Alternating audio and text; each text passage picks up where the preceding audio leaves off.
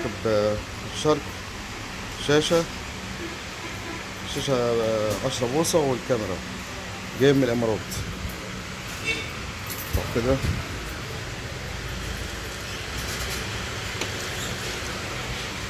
كاميرا والوصلات. نركب الكاميرا الاول ونرجع تاني.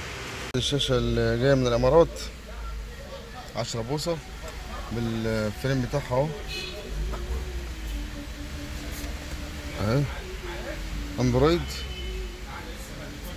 وادي الكاسيت بتاعها الاصلي. هنفك كاسيت 4 مسامير.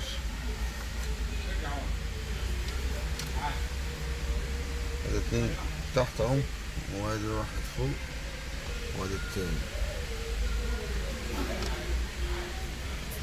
نفك ونرجع تاني. الفيشة ركبت اهي، بس المشكلة بتيجي في الشرك الارضي. الارض اهو الفيشة احنا جايبينها هنا مش بيبقى موجود اهو، فاضية اهي. فانت لازم تعمل عرض جسم اهو وتوصل كده اهو في دي كده. احنا خلصنا الفيشة تمام، ودي وصلة الكاميرا هنركبها طبعا عشان جاية معايا. نبتدي نركب، نبتدي نفتح الكاسيت. لازم نجرب قبل ما نقفل اي حاجة، نجرب. طبعا علامة اللانسر لما نشوف شغل الامارات، انه جاي من الامارات الكاسيت.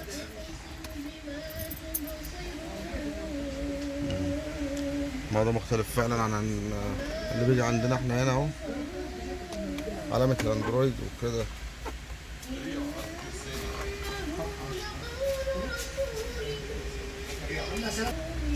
طبعا زي ما انتم شايفين ريزوليوشن الشاشة حاجة محترمة بصراحة، لان طبعا انا شغلانتي الوحيدة الكاسيتات الشاشات دي، فبعرف على طول من اول بتتفتح كده الشاشة من بره. ندوس على زر القايمة كده، دول ايقونات مختلفة طبعا عن اللي بينزل عندنا اهو. تاتش حراري.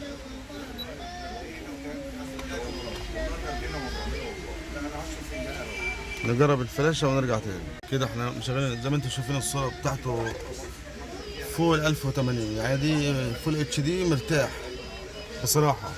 الشاشة فعلا جاية من بره من الامارات، امكانيات. وفي ستار كده، ده الموبايل اهو، واي فاي وهوت سبوت، وتمسح الرام بتاع الجهاز. ندوس هنا كده علامة الفلدرات، عمرو دياب، فلاشة، واللي جوه الجهاز. نطلع بره كده تمام. فين الفيديو؟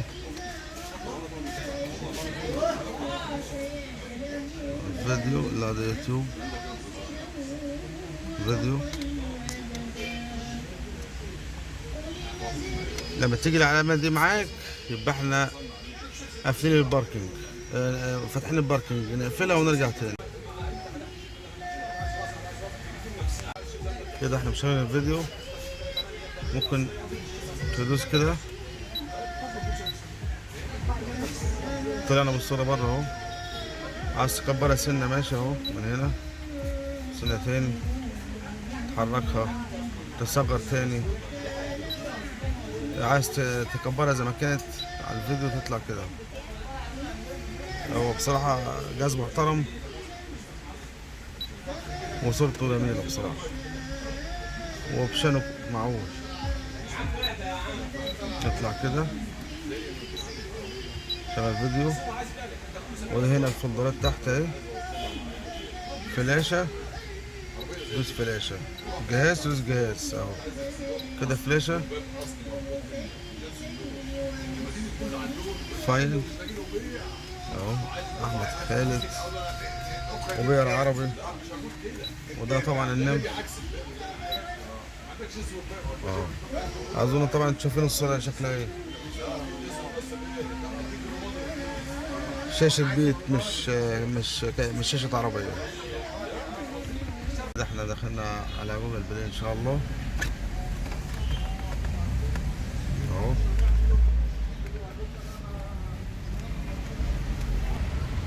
اهو قبول كده، جوجل بلاي اشتغل معانا على طول. يبقى كده الكاسيت ده مصنوع في شركة محترمة، مش شركة ايه اي كلام. لو الشركة اي كلام هتلاقي يخش على جوجل بلاي يروح طلع تاني اشتغالات. طالما دخل دغري من اول مرة يبقى ايه شركة محترمة اللي مصنع الكاسيت. على جوجل بلاي اشتغل معانا اهو. خلاص كده تمام. ندوس هنا نشوف لو في تحديثات، ونتحدث انت على الواي فاي. ماشي، نطلع بره كده خلاص.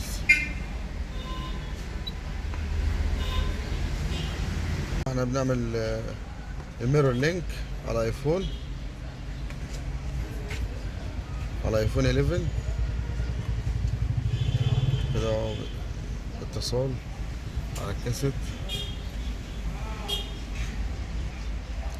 كده. الكاسيت الموبايل بقى على الشاشة اهو. ثواني كده، لا الايقونات من عندك انت بس اهو. هو كان جايب الكاسيت من بره عشان خاطر حوار الميرور لينك ده. هو اشتغل معاه تمام اهو. عايز تخلي الصورة بالعرض نعملها بالعرض كده. الفيديو شغال اهو على الموبايل. قرب كده موبايل ثاني. ايفون 11 مع الشاشة الاندرويد اصدار الامارات اهو. مبروك عليه. كده احنا هنشغل الاوتو لينك اللي جاي مع الجهاز بقى، غير الاوتو لينك اللي احنا شغلناه من شويه. هتخش على ايفون في حاجه اسمها سيرنج، تمام. وبعد كده هتفتح اللي هي تفعل ديت اللي اسمها ايه ديت، سيري. وين لوك تفتحها تشتغل الشاشه كلها كده بتاعت الموبايل كلها على الكاسيت اهي. كأن الموبايل بالكاسيت رسمي، غير الاوتو لينك خالص ده. شايفين يا جماعه الشاشه؟ بص كل السيتنج بتاع الموبايل.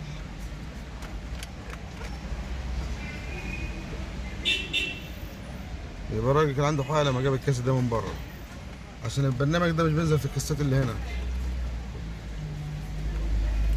تمام. اطلع بره كده بالايقونات اللي في الموبايل.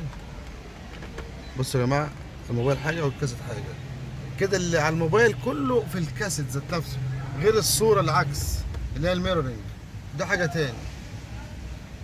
البرنامج في الكاسيت اسمه ايه؟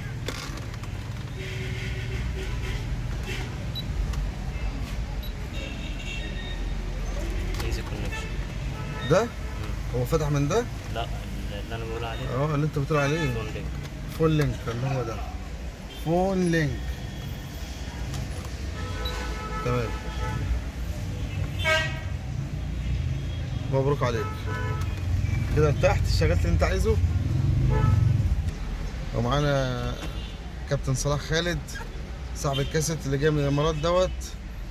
شغلناه على الايفون اهو، زي ما انتم شايفين الايقونات بتاع الايفون كلها على ايه؟ على الكاسيت، غير السكرين ميرورنج دي. ايه رايك في الكاسيت يا استاذ خالد؟ لا، الكاسيت زي الفل. انا جايبه من بره عشان كده اصلا، يعني غير اللي بينزل هنا. بس والتركيب 10/10، كل حاجه زي الفل يعني. كل حاجه راكبه فيشه بفيشه يعني. تمام. شغل الكاميرا كده، الكاميرا اللي ورا زي ما انت مشغل انت اهو. وادي الكاميرا الخلفيه جايه مع الكاسيت برضو، حاجه محترمه بصراحه. نفسي مصر تبقى زي البلاد اللي بره كده، تنزل حاجه اصليه كده ودغري في شغلها. مبروك عليك. الله يبارك فيك. كان معكم حماده دي جي.